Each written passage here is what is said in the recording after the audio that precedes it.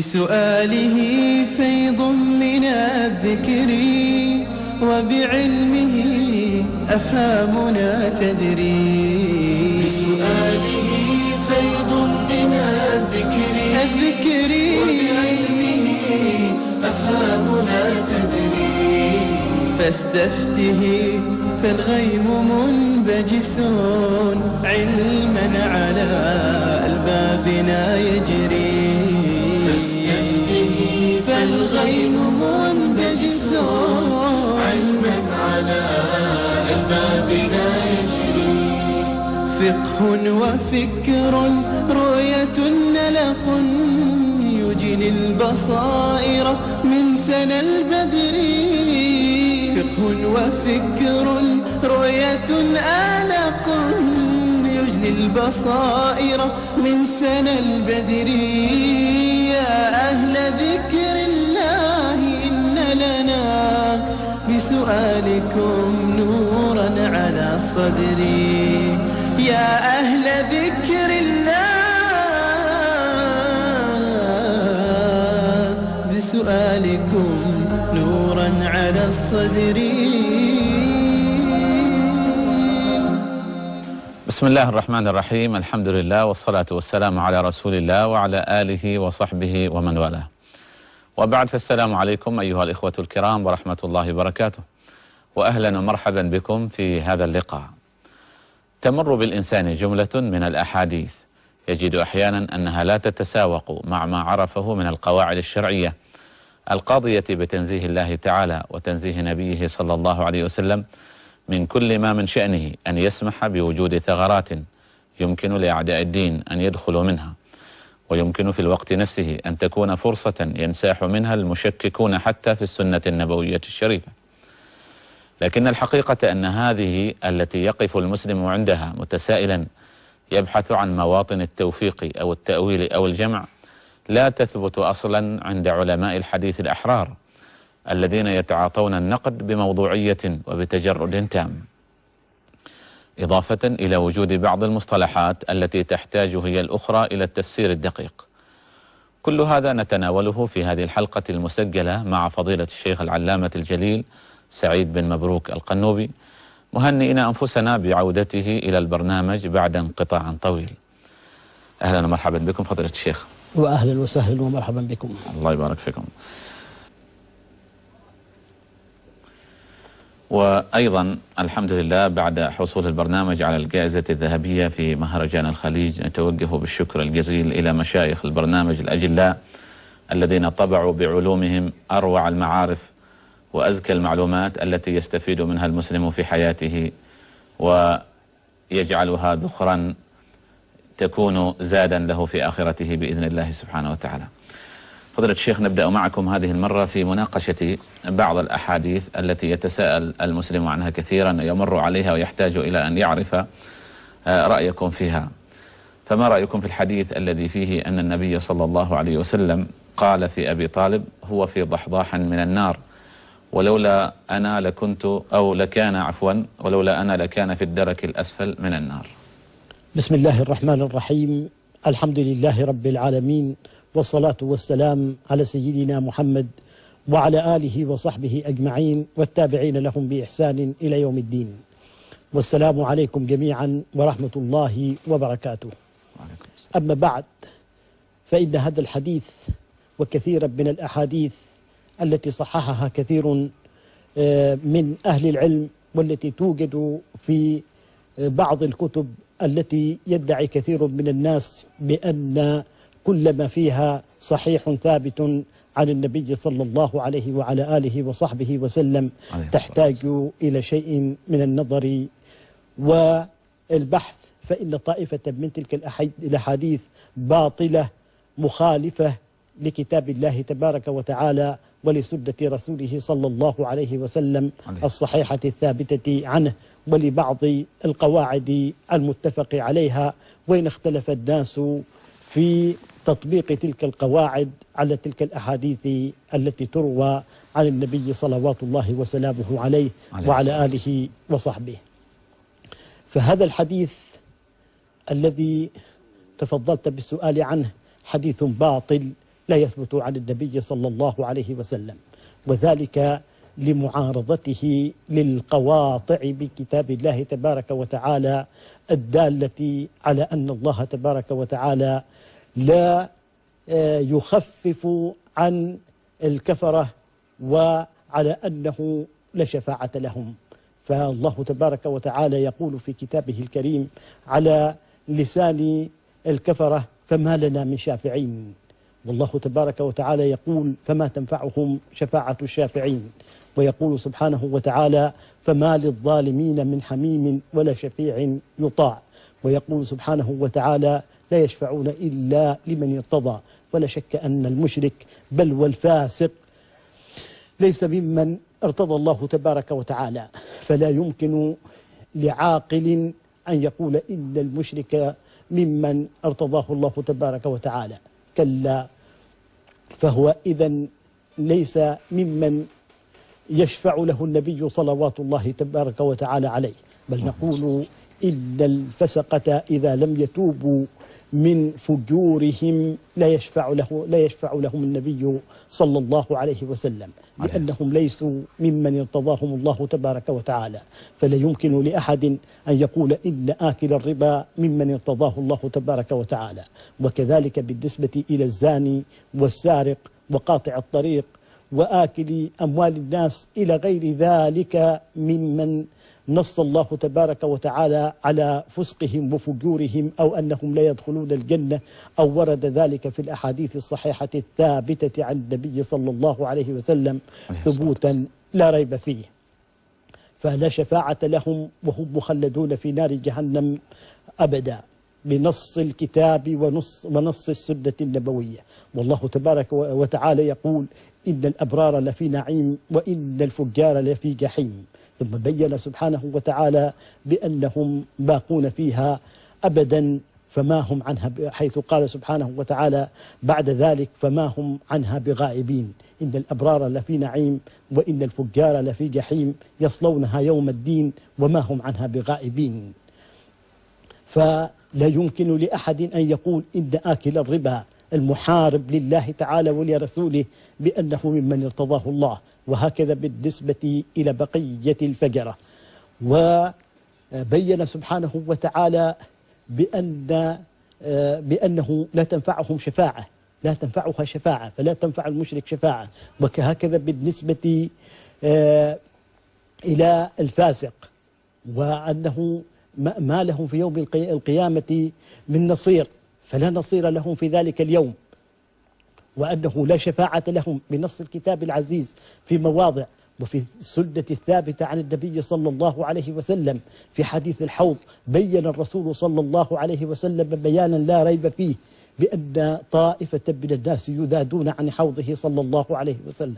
ورد ذلك عن طائفة كبيرة من الصحابة، فقد جاء ذلك من طريق السيدة عائشة، ومن طريق السيدة أم سلمة، ومن طريق أسماء، ومن طريق أبي هريرة، ومن طريق أنس بن مالك، ومن طريق أبي سعيد الخدري، ومن طريق سهل بن سعد الساعدي، ومن طريق حذيفة، ومن طريق ابن مسعود، ومن طريق أبي بكرة. وورد ذلك أيضا عن طائفة أو عن جماعة من الصحابة كما جاء ذلك عند البخاري.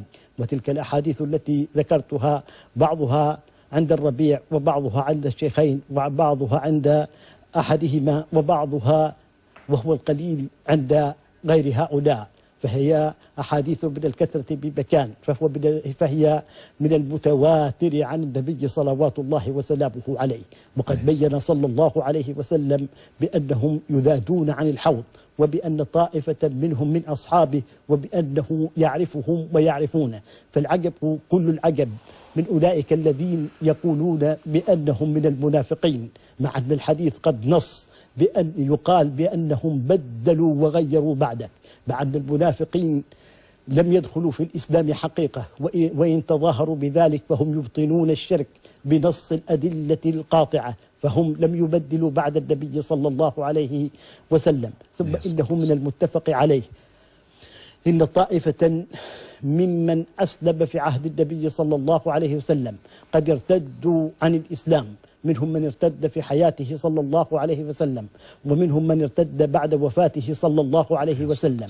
وإذا كانوا قد ارتدوا عن الإسلام فكيف لا يمكن أن يموتوا على معصية من معاصي الله تبارك وتعالى. وهنالك أحاديث كثيرة تدل دلالة قاطعة بأن طائفة من الناس في عهده صلى الله عليه وسلم ماتوا ولم يصلي عليهم النبي صلى الله عليه وسلم، بل بين بأنهم في نار جهنم والعياذ بالله تبارك وتعالى. وهي أحاديث كثيرة، ذكرت طائفة منها في بعض ما كتبته، كما يوجد ذلك في الطوفان وفي غيره.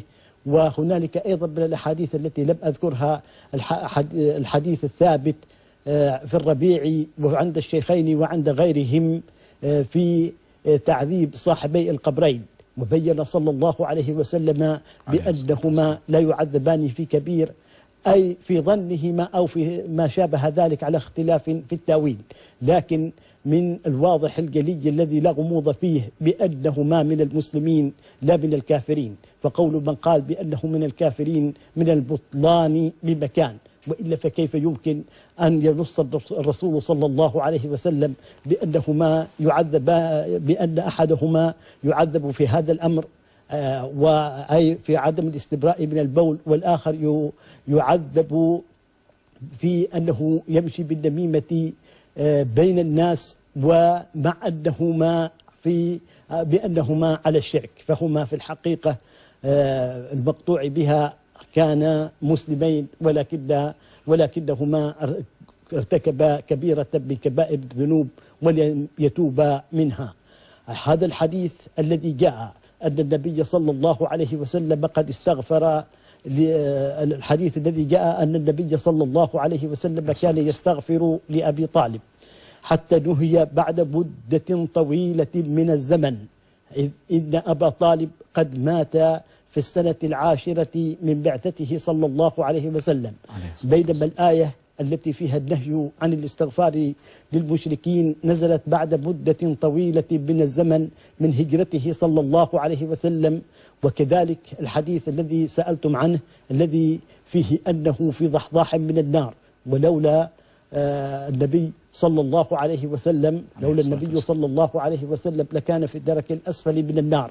حديث باطل لمخالفته للقواطع التي ذكرت طائفة منها، على أن هذا الحديث جاء من طريق أخرى فيه أن الرسول صلى الله عليه وسلم يترجى ذلك ولا يقطع به، حيث جاء في تلك الرواية أيضا لعله تناله شفاعتي فيجعل في ضحضاح من نار، بينما الرواية الأخرى فيها الجزم بذلك. وكل واحدة من الروايتين موجودة في بعض الكتب التي يدعي بعض الناس بأنها ما فيها ثابت مقطوع بثبوته عن رسول الله صلى الله عليه وسلم، أو على أقل تقدير صحيح لا شبهة فيه. فهذا الحديث باطل، فالرسول صلى الله عليه وسلم لم يستغفر لمشرك أبدا. وذلك الحديث الذي فيه أن النبي صلى الله عليه وسلم حكى أن نبيا من الأنبياء آذاه قومه، فقال صلى الله عليه وسلم قال اللهم اغفر لقومي فإنهم لا يعلمون، سواء أراد به صلى الله عليه وسلم نفسه كما ذكر بعضهم أو أراد به غيره من الأنبياء، هو حديث باطل، إلا على تقدير أن الراوي أخطأ في قوله اللهم اغفر، أي أن الحديث اللهم اهد قومي، فالدعاء بالهداية لا إشكال فيه. والذي نقوله إنه لم يستغفر نبي من الأنبياء لمشرك من المشركين باستثناء ما جاء عن إبراهيم عليه السلام، فإنه استغفر لأبيه وذلك مستثنى. فالله تبارك وتعالى عندما ذكر بأن لنا الأسوة في إبراهيم بين إلا في قضية واحدة وهي استغفاره لأبيه، إلا قول إبراهيم لأبيه لا أستغفرن لك إلى آخر الآية، فهذا لا أسوة لنا فيه. وبين سبحانه وتعالى أن ذلك كان عن موعدة وعدها إياه. فهذا هو السبب في استغفار إبراهيم عليه السلام، فلما تبين له بأنه كافر تبرأ منه عليه الصلاة والسلام، وقد تبرأ منه في حياته، لأنه في هذه الحياة، لأنه يتبرأ منه يوم القيامة، وإن كان لشك بأنه سيتبرأ منه يوم القيامة بمشيئة الله تبارك وتعالى. أما دعوة بأنه لم يتبرأ منه في هذه الدنيا، أو لعله لم يتبرأ منه في هذه الدنيا وإنما سيتبرأ منه يوم القيامة فقط، فهي دعوة باطلة. سبب ذلك الدفاع عن حديث يروى في صحيح البخاري، وللأسف الشديد فإن طائفة من الناس هبهم أن يدافعوا عن بعض الكتب التي توسم بالصحة، ولا يهتمون بالدفاع عن أنبياء الله تبارك وتعالى ورسله عليهم صلوات الله وسلامه عليهم صلوات الله وسلامه. فينبغي الإنسان أن يدافع عن الحق، لا أن يدافع عن بعض الكتب. وقول بعضهم بأنه لا ينبغي لأحد أن يفتح الباب للمستشرقين والعلمانيين والعقليين أو ما شابه ذلك كلام فارغ. فإننا وإن كنا نقول إن هؤلاء خطر مستطير، لكن لا يعني ذلك بأن ندافع عن بعض الأحاديث أو عن بعض الكتب من أجل هذا الكلام الفارغ. فإن عدم الدفاع في حقيقة الواقع هو الذي يفتح الباب على مصراعيه أمام أولئك.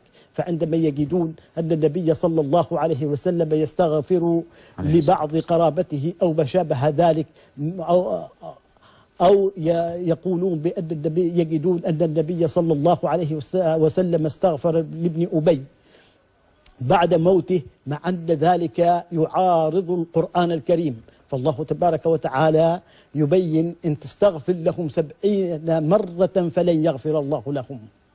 فتأتي بعض الروايات تقول إن النبي صلى الله عليه وسلم يقول إن الله قد خيرني وسأزيد على 70، مع أن أدنى من له أدنى معرفة باللغة العربية يعلم علم اليقين بأن هذه الرواية لم تساق من أجل التحديد، على أن هذه الرواية معارضة برواية أخرى فيها أن النبي صلى الله عليه وسلم قال لو علمت أنني إذا زدت على 70 أن الله سيغفر له لزدت.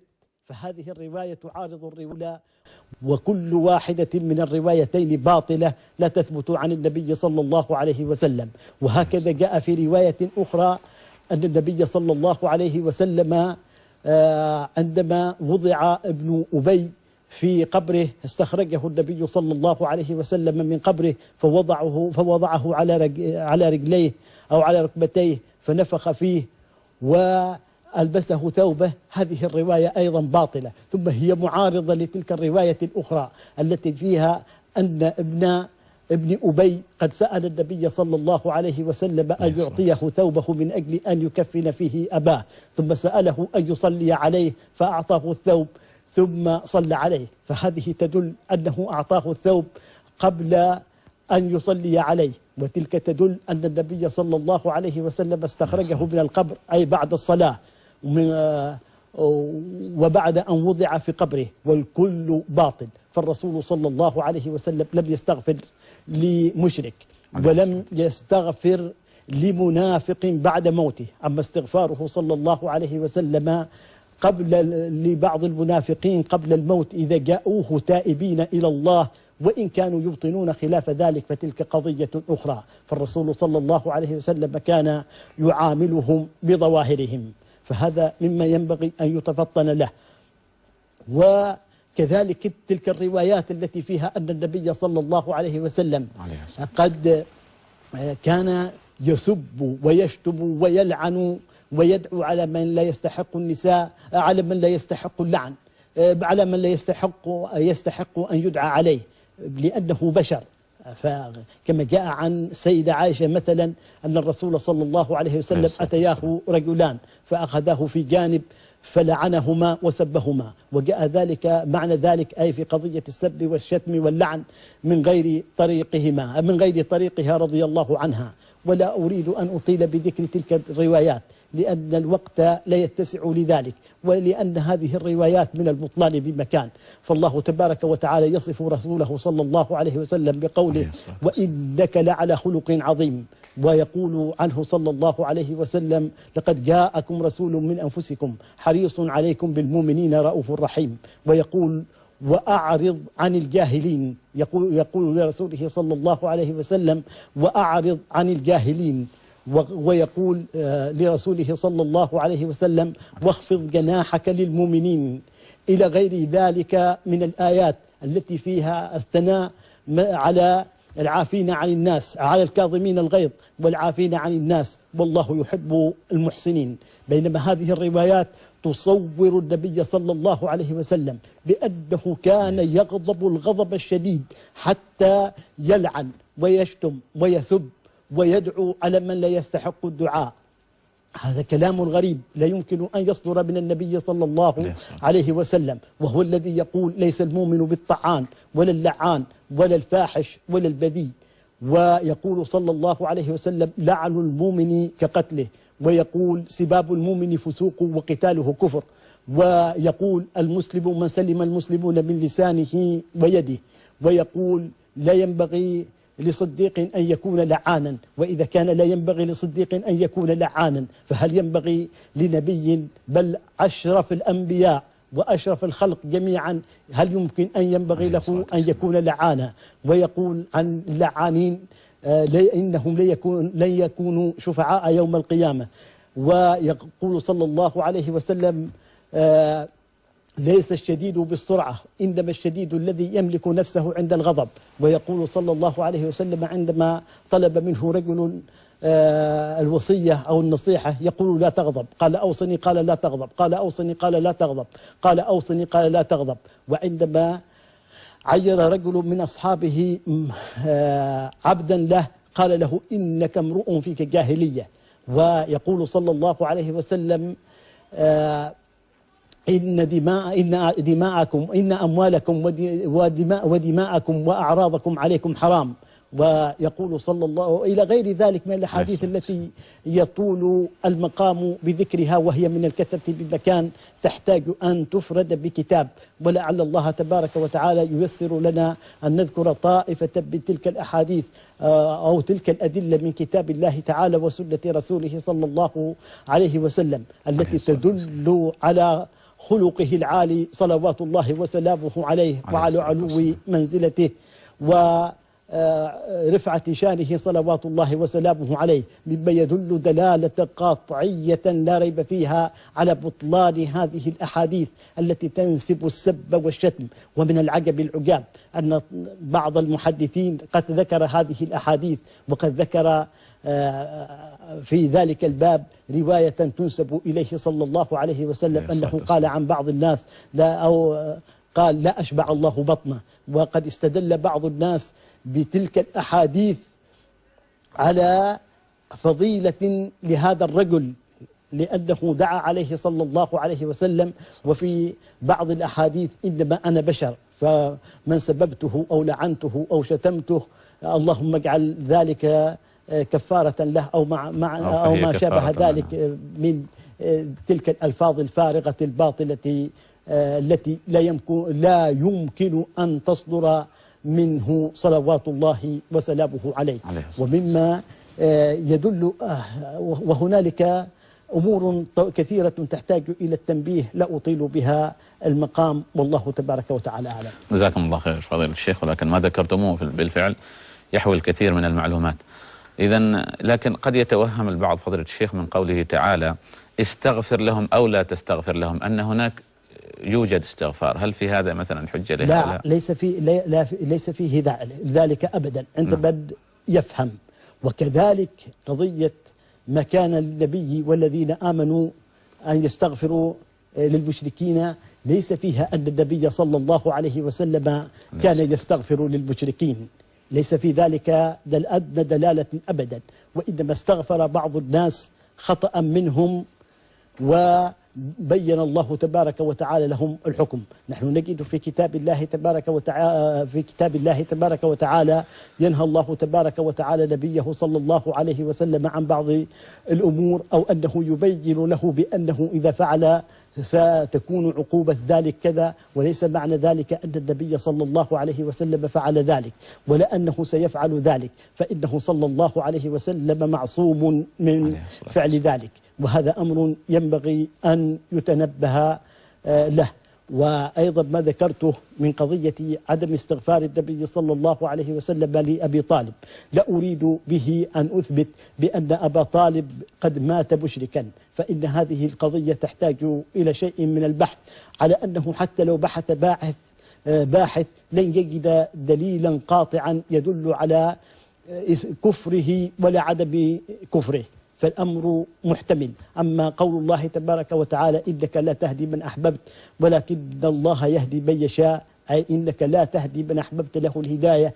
وإن ذكر من ذكر من المفسرين بأنها نزلت في أبي طالب فليس هنالك دلالة قاطعة تدل على ذلك، فيمكن أن يكون الأمر كذلك ويمكن أن يكون الأمر بخلاف ذلك. ونحن نجد كثيرا من المفسرين يتابع المتأخر منهم المتقدم، ويقعون في كثير من الأخطاء، ولا سيما في الاعتماد على كثير من الروايات الإسرائيلية، وإن كانت هذه القضية لا علاقة لها بالإسرائيليات. كذلك ما روي عن النبي صلى الله عليه وسلم أنه أراد أن يستغفر لأمه فنهاه الله تبارك وتعالى عن ذلك، هذا ليس بثابت، فلم يرد صلى الله عليه وسلم أن يستغفر لمشرك، وهذا كله على تقدير أن أمه صلى الله عليه وسلم كانت مشركة. ونحن ليس لدينا ما يقطع على هذا ولا هذا، ليس لدينا ما يقطع بإيمان أبويه ولا بإسلام أبي طالب ولا بعدم إسلام أحد منهم، لكن الذي نقطع به هو عدم الاستغفار لمشرك أبدا. نعم. الملاحظ عليكم فضيلة الشيخ وأنتم تذكرون مجموعة كبيرة من الأحاديث في جوابكم الأول هذا، أنكم لا تعتنون كثيرا بذكر رواتها أو بذكر الكتب التي ذكرتها، فهل هذه المسألة أصبحت بالنسبة لكم لا تمثل عرقلة أو لا تمثل مشكلة؟ أنا أقول إن الروايات التي تنسب إلى النبي صلى الله عليه وسلم تنقسم إلى قسمين اثنين، منها ما يقطع ببطلانه بأن يكون معارضا لكتاب الله صلى الله عليه لكتاب الله تبارك وتعالى ولسنة رسوله صلى الله عليه وسلم المقطوع بثبوتها عنه، فهذا لا ينبغي لأحد أن يشتغل بالبحث عن أسانيده، لأنه حتى لو وجد أنه أتى من قبل الثقات الأثبات الجبال الرواسي فإنه لابد من أن يقطع ببطلانه، إذ إن ثقة الرجال شرط من شروط صحة الحديث، فوجود هذا الشرط لا يعني بوجه ولا بآخر أن ذلك الحديث ثابت عن النبي صلى الله عليه وسلم، وإنما غاية ما يستفاد منه أن ذلك الحديث أن ذلك الشرط قد وجد، فلابد من البحث عن بقية الشروط الأخرى. ومن جملة تلك الشروط أن لا يكون شاذا أو معلا، وأي علة أقوى من أن يكون الحديث أو تكون تلك الرواية المنسوبة إلى النبي صلى الله عليه وسلم مخالفة للكتاب العزيز مخالفة قاطعة، إلا إذا أمكن أن يكون ذلك من باب الناسخ والمنسوخ. وليست هذه القضية التي ذكرتها من قضية استغفار النبي صلى الله عليه وسلم للمشركين أو المنافقين بعد موتهم من هذا الباب، وإنما ذلك في الأحكام التي فيها طلب فعل أو طلب ترك أو ما شابه ذلك، كما يتعلق بالصلاة أو الزكاة أو الصيام أو الحج أو البيوع أو الننكحة إلى غير ذلك من الأمور المعلومة. أما وقد اتفقت كلمة المحدثين على هذا أن ثقة الرجال وضبطهم لا يقتضي بأن الحديث مقطوع، أن الحديث ثابت إلا إذا وجدت بقية الشروط الأخرى. وقد ذكرت نصوصا من كلامهم في الطوفان، كما ذكرت طائفة من الروايات التي أعلوها وحكموا بضعفها مع أنها جاءت من بعض الطرق الصحيحة الثابتة. ولدي المزيد على ذلك بحمد الله تبارك وتعالى، وسأذكر ذلك في كتاب آخر إن شاء الله تبارك وتعالى. فمثلا ضعفوا رواية ابن عمر أن النبي صلى الله عليه وسلم قد اعتمر في رجب، مع أن ابن عمر كان يعتمر مع النبي صلى الله عليه وسلم، وقد عاش معه مدة طويلة من الزمن، وليست هنالك سلسلة إسناد حدثني وعن وما شابه ذلك، بل هو كان مع النبي صلى الله عليه وسلم وكان يعتمر معه في كل مرة، لكنه أخطأ، مع أن هذه الرواية ليست فيها مخالفة للكتاب العزيز ولكن مخالفة للواقع. وكذلك خطأوا ابن عباس عندما قال تزوج النبي صلى الله عليه وسلم ميمونة وهو محرم، مع أنه هو ابن عم النبي صلى الله عليه وسلم ومن أقرب الناس إليه، وميمونة خالته، وقد وكلت ميمونة العباس في زواجها، والعباس أبو ابن عباس رضي الله تعالى عنهما، ومع ذلك قد أخطأ. وقد خطأ العلماء كثيرا من الرواه، ولولا خوف الإطالة لذكرت طائفة من الكبار المتفق على عدالتهم وثقتهم حتى عند بعض المحدثين عند المحدثين، فما بالك بغير ذلك من الروايات. أما الكلام إذا كان صحيحا في نفسه فلا بد هاهنا من النظر في الإسناد، ولا يصح ترك ذلك إطلاقا، فلا بد منه، لأن الكلام إذا كان صحيحا في نفسه قد يكون ثابتا عن النبي صلى الله عليه وسلم وقد يكون غير ثابت. فكل باطل لقطع أن النبي صلى الله عليه وسلم لم يقله ولم يفعله ولم يقر أحدا عليه صلوات الله وسلامه عليه، وكل حق يمكن أن يكون قد قاله ويمكن أن يكون لم يقل. فتلك الرواية مثلا التي فيها أن النبي صلى الله عليه وسلم قد هم بأن يترد من جبل باطلة لا تثبت عنه صلى الله عليه وسلم، وبيان بطلانها يحتاج إلى إطالة لا تتسع لها هذه العجالة. نعم. طيب فضيلة الشيخ، سؤال أخير في هذا المقام بالذات، هل يعني أيضا تنصحون عند من يتناول هذه الأحاديث قد يتناولها البعض ويجد أنها لا تتساوق مع القواعد الكلية فيحكم بطلانها لمجرد أنه لا يجدها متساوقة، هل هناك شروط معينة للذين ينظرون في هذه الأحاديث؟ نعم هنالك شروط، لابد أن يكون الإنسان عالما، يكون مطلعا عالما له معرفة كبيرة بتفسير كتاب الله تبارك وتعالى، ويكون له اطلاع واسع على سنة رسول الله صلى الله عليه وسلم، ولابد أيضا من أن يكون له اطلاع واسع على كلام أهل العلم. فمثلا بعض الناس قد رد حديث الذباب بدعوى أنه مخالف للعلم، وهذا كلام باطل، لأن الله تبارك وتعالى يقول وما أوتيتم من العلم إلا قليلا. فلا يمكن هذا الأمر من ذلك الأمر الكثير الذي لم نعلمه، ألا يمكن أن يكون من هذا القبيل؟ ثم إن هذا الحديث قد أقر حتى غير المسلمين بصحة معناه، وبأن الذباب له هذه الخاصية إلى غير ذلك، كما أن هنالك كثيرا من الناس لا يفقهون، يظنون أن بعض الأحاديث باطلة بمجرد أول وهلة بأنها تتعارض مع الكتاب العزيز. مثلا يأتون إلى حديث كما أتى بعضهم إلى حديث أركان الإسلام وقال بأن هذا باطل لأن لأنه لم يذكر فيه الجهاد. هذا كلام باطل. نحن نجد في كتاب الله العزيز وصف المؤمنين مثلا في بعض الآيات بأنهم يقيمون الصلاة ويؤتون الزكاة وأنهم مما رزقهم الله ينفقون إلى غير ذلك. الآن الوقت لا يكفي أن أذكر شيئا من تلك الآيات، ولم يتعرض مثلا لذكر الحج أو الصيام أو الجهاد أو ما شابه ذلك. ماذا عسى أن يقال في ذلك؟ فهذا لا يعني بأن الكلام في قضية الجهاد، ولكن هذه غالبا تجب على كل فرد من الأفراد بخلاف الجهاد إلى غير ذلك. مثلا الحج عرفة، هل معنى ذلك أن نقول إن هذا الحديث باطل أو نقول بعدم وجوب الإحرام وبعدم وجوب طواف الإفاضة وعدم ركنيتهما؟ لا، لكن ينبغي للإنسان أن ينظر لماذا ذكر هذا ولماذا لم يذكر هذا في هذا السياق. هذا أمر لابد منه. بعضهم مثلا عندما جاء إلى حديث لن يدخل أحد منكم الجنة بعمله. قيل ولا أنت يا رسول الله؟ قال ولا أنا إلا أن يتغمدني الله برحمته. قال بأن هذا الحديث باطل لمخالفته للآيات القرآنية الدالة بأن المؤمنون يدخلون الجنة بعملهم. ظن هذا المسكين بأن ذلك كالبيع والشراء، يدخل هذا مقابل هذا، ولم ينظر إلى قضية توفيق الله تبارك وتعالى للعبد بدخوله في الإسلام ولإتيانه بهذا العمل الصالح، وبأن الإنسان لو حسب على عمله ماذا عسى أن يكون في مقابل نعمة من نعم الله تبارك وتعالى عليه. لم يفهم ذلك.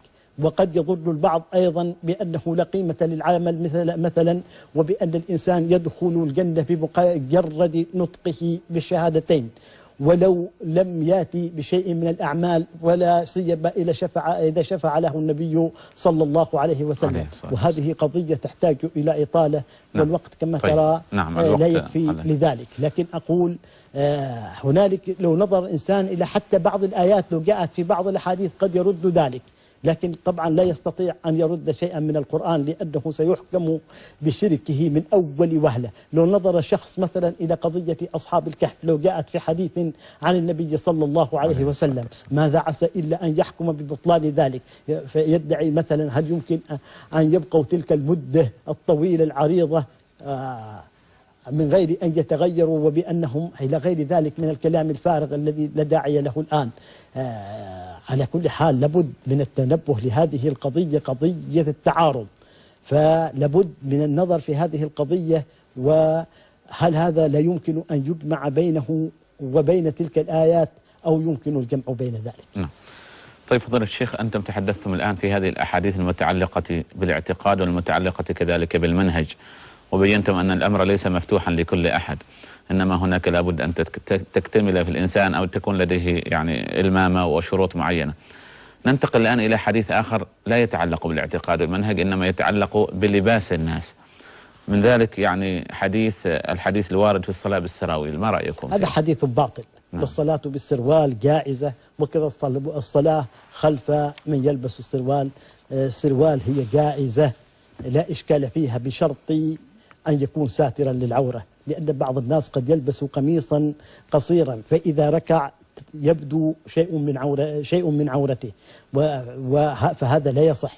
وكذلك قد يلبس بعض الناس لباسا طويلا يتجاوز الكعبين أو يصل إلى الكعبين، فهذا لا يصح. لابد من أن يكون اللباس بالنسبة للرجل أعلى من الكعبين، فلا حظ للكعبين من الإزار، لابد أن يكون أعلى من ذلك. أما المرأة فالذي عليه جمهور الأمة لابد من أن تستر قدميها في الصلاة.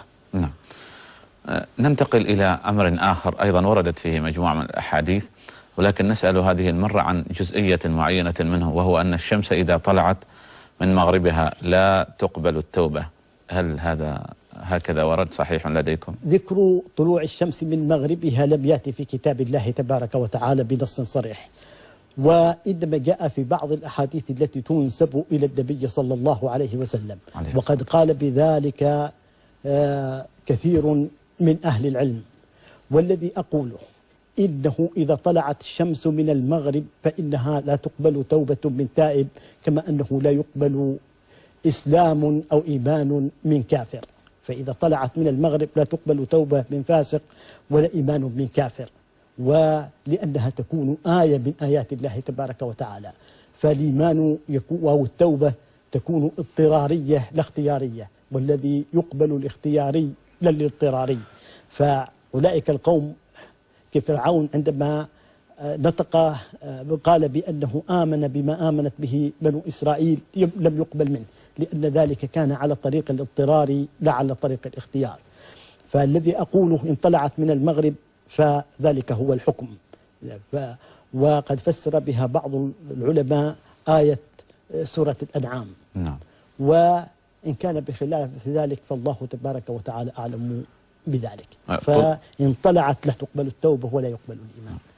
طيب أنتم تستخدمون هنا فضيلة الشيخ أداة الشرط إن طلعت، هل تشعرون أن الأحاديث الواردة في هذا تحتاج إلى مزيد تمحيص وقراءة؟ أقول هذا هو الأسلم. هذا هو الأسلم. نعم. طيب فضيلة الشيخ، ننتقل إلى هذه المرة إلى بعض المسائل المتعلقة بالأحكام، ثم أيضا لدينا مجموعة من الأحاديث الأخرى نريد أن نناقشكم فيها. أكل الثوم، ربما يأكل الإنسان بعض الأحيان طعاما معينا تخرج منه روائح تؤذي المصلين، وقد وردت أحاديث في أكل الثوم أيضا. هل أكل الثوم يعتبر عذرا تسقط معه الجماعة؟ ذكر بعض العلماء ذلك، ولكن الذي ذهبت إليه طائفة من المحققين أن الحديث لم يسق، أي لم يذكره النبي صلى الله عليه وسلم من أجل بيان عذر من فعل ذلك عن صلاة الجماعة، وإنما ذكره من باب العقوبة لمن فعل ذلك. فمن فعل ذلك يعاقب بطرده، عاقبه النبي صلى الله عليه وسلم بطرده من المسجد، وليس ذلك أو لا يعد ذلك عذرا لترك صلاة الجماعة، إلا إذا كان ذلك الإنسان أتي له بطعام ولا يعلم بأن فيه ثوما مثلا، ولم يجد وسيلة لدفع تلك الرائحة، فها هنا يعذر بسبب عدم علمه. وكذلك من كانت تخرج منه رائحة كريهة تؤذي المصلين ولم يستطع أن يدفعها باستعمال شيء من المنظفات لأن ذلك لم يجدي، فهو يعذر. وإن ذهبت طائفة من أهل العلم بأن هذا لا سبب للإنسان فيه وعليه أن يحضر الجماعة، لكن الذي ذهبت إليه طائفة من المحققين بأن هذا يعذر من صلاة الجماعة، ولينوي نية صالحة بأنه لولا هذا العذر لصلى مع جماعة المسلمين، وذلك لأن فيه إيذاء للمصلين. نعم. نسأل أيضا فضيلة الشيخ عن حكم تفليق الأسنان. تفليق الأسنان لا يصح بنص السنة الصحيحة الثابتة عن النبي صلى الله عليه وسلم، فالرسول صلى الله عليه وسلم قد لعن ذلك. فابن مسعود رضي الله تعالى عنه يقول: لعن الله الواشمات والمستوشمات، إلى أن قال: والمتفلقات للحسن المغيرات لخلق الله. فهذا لا يجوز بنص السنة، وكذلك لا يجوز وشر الأسنان بنص السنة. فالتفليق هو مباعدة الأسنان، والوشر هو ترقيق الأسنان وتحديدها من الأطراف، إما من جهة عرض الأسنان وهو يتفق مع التفليق، أو من طرف السن أي من نهايته، والكل منهي عنه. أما تنظيم الأسنان فقد ذهبت طائفة من أهل العلم إلى أنه لا بأس به، وهذا الذي أراه، وهو الذي قد يكون فهمه بعض الناس على أنه يراد به التفليق، وليس الأمر كذلك. وأقول إنه ينبغي لأحد إذا سمع فتوى ولم يفهمها أن يسأل عنها، لا أن يعمل بمجرد ما ظنه. فمن فهم مني أو من غيري أنه يجوز التفليج فلم يفهم في حقيقة الواقع ما أردته، فليتوب إلى ربه إن كان قد فعل ذلك أو نقله إلى غيره، وليبين ذلك إلى من نقله إليه. إذا التقويم جائز كما التقويم إذا بدت أو يحتاج إليه الإنسان نعم جائز على ما ذهبت إليه طائفة، ولا أجد في الأدلة ما يدل على من. ورد في آية قرآنية أن القواعد من النساء يجوز لهن أن يضعن ثيابهن، فما المراد بالقواعد؟ نعم. جاء ذلك في كتاب الله تبارك وتعالى في سورة النور. فالقواعد المرأة إذا كانت مثلا إذا بلغت من السن بحيث لا تشتهي الرجال ولا يشتهيها الرجال فهي من القواعد، فيجوز لها أن تضع ثيابها، وذلك مبين في معارج الآمال وفي بعض كتب التفسير المعتبرة. فمن شاء ذلك فليرجع إلى المعارج. مقدار الصاع فضيلة الشيخ، كم مقدار الصاع؟ من البر فيقدر ب2 كيلو وما يقرب من 48 جراما على حسب ما ذكره بعض العلماء، وقدره بعضهم ب40 جراما زيادة على الكيلوين، وبعضهم ب35 جراما زيادة على الكيلوين. وهذا التقدير قريب، فإن الإنسان لو قام بوزن صاع من البر ربما تختلف النتيجة قليلا، فقد تصل مرة إلى 35 زيادة على الكيلوين، وقد تصل إلى 40 أو أكثر من ذلك بقليل. وهكذا لو قام بوزنه أكثر من شخص، لأن الفارق حبات يسيرة.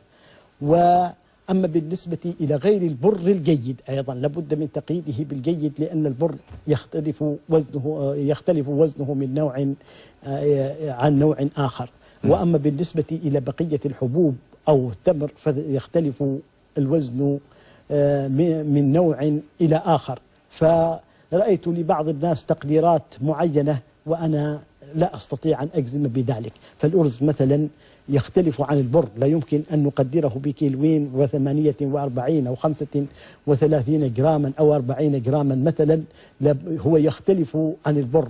فلا بد من أن نزن أولا صاعا من البر الجيد، ثم نعرف الإناء الذي يتسع لذلك فنملأه من الأرز، ثم نقوم بعد ذلك بوزنه. ولا أقوى أن أذكر شيئا أو لا أريد أن أذكر شيئا من التقديرات التي ذكرها بعضهم مخافة الوقوع في الخطأ، والله أعلم.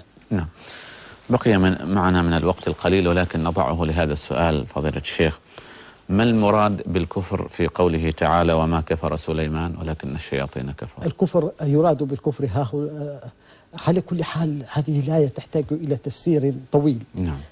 لكن على كل حال أولئك الشياطين لا شك بأنهم كفرة. نعم. وبالنسبة إلى قضية الآية القرآنية لعلك تشير إلى آية ليبلوني أشكر أم أكفر. نعم. فالكفر ها هنا كفر النعمة، وما جاء في طبعة كتاب الربيع من التعليق بأن الكفر يشمل الشرك والكفر وكفر النعمة. في الواقع هذا التعليق وقع على هذه الآية، وهو في الحقيقة موضوع على آية أخرى، وقد أصلحت ذلك في بعض النسخ بقلمي، ولكن بعض النسخ انتشرت من غير إصلاح، فينبغي أن يتنبه لذلك، على أن هذا لا يعني بأن سليمان يمكن أن يقع في كفر النعمة والعياذ بالله. فلا يمكن أن تقع بالنبي ولا رسول معصية من معاصي الله تبارك وتعالى الكبيرة بل ولا الصغيرة، وكما أنه لا يمكن أن يقع منه شرك والعياذ بالله، وكذلك لم يشرك أحد من الأنبياء قبل نبوتهم عليهم الصلاة والسلام. هذا أمر ينبغي أن يتفطن له. وما ذكره بعض الجهلة من أن النبي صلى الله عليه وسلم لم يكن مؤمنا من قبل، واعتمد في ذلك على قول الله تبارك وتعالى ما كنت تدري ما الكتاب ولا الإيمان، ولم يفهم هذا. الله تبارك وتعالى لم يقل لم تكن مؤمنا أو ما كنت مؤمنا، وإنما قال ما كنت تدري ما الكتاب ولا الإيمان. فما كان صلى الله عليه وسلم قبل نزول الكتاب العزيز قبل نبوته ما كان يدري تفاصيل الشرائع. أما الإيمان فقد كان مؤمنا صلى الله عليه وسلم. وكذلك ذلك الحديث تذبحون على أصنامكم، هذا الحديث بهذا اللفظ لا يصح، وأما بقية الألفاظ فيحتاج أن ينظر فيها. فالرسول صلى الله عليه وسلم لم يعبد في يوم من الأيام صنما صلى الله عليه وسلم، ولم يكن مشركا، أي قد كان على التوحيد من بداية أمره صلى الله عليه وسلم. وكذلك لم يفهم ووجدك ضالا فهدى، أو فعلتها وأنا من الضالين في موسى عليه السلام إلى غير ذلك، فلم يشرك نبي. وكذلك بالنسبة إلى قول الله تبارك وتعالى فآمن له لوط، ليس معنى ذلك بأن لوطا لم يكن مؤمنا من قبل، وإنما أظهر ذلك صلوات الله وسلامه عليه.